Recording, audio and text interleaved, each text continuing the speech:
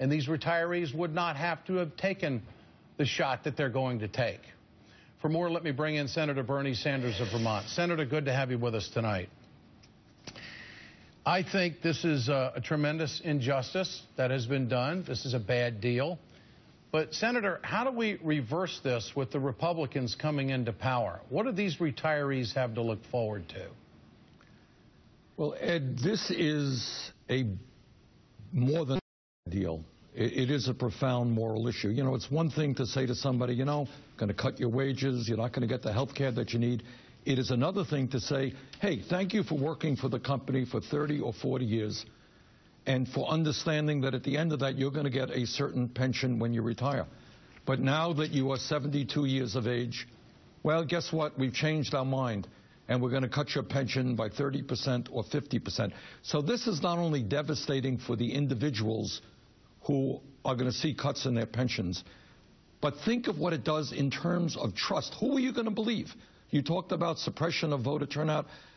Who is going to believe anything when you work for a company for 40 years based on certain promises and then the rug is pulled out from underneath you? So that is certainly one of the major reasons that I voted against that appropriations bill.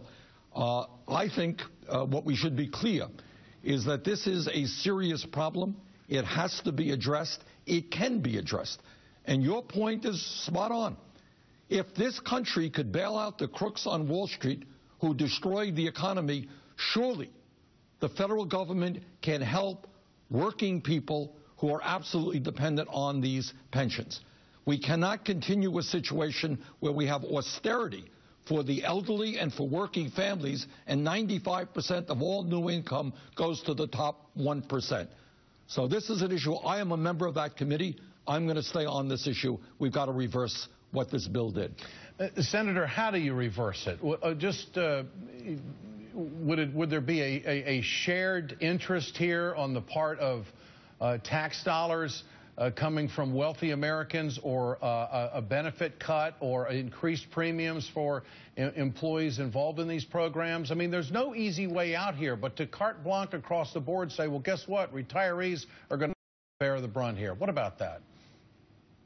You're right. There is not an easy way out, and I think one of the reasons that a lot of people were angry is suddenly this bill came to the floor. We need to seriously discuss the problem of pensions in America, how we strengthen the pension trust fund, which guarantees pensions, and what we can do to make sure that these pensions are not cut. There are ways to do it, and one of the ways is, I think you indicated, yes, it may be that taxpayers, that we need government funding in order to strengthen some of these multi-employer pension funds. That may be what we have to do, and if that's what we have to do, that's what we have to do.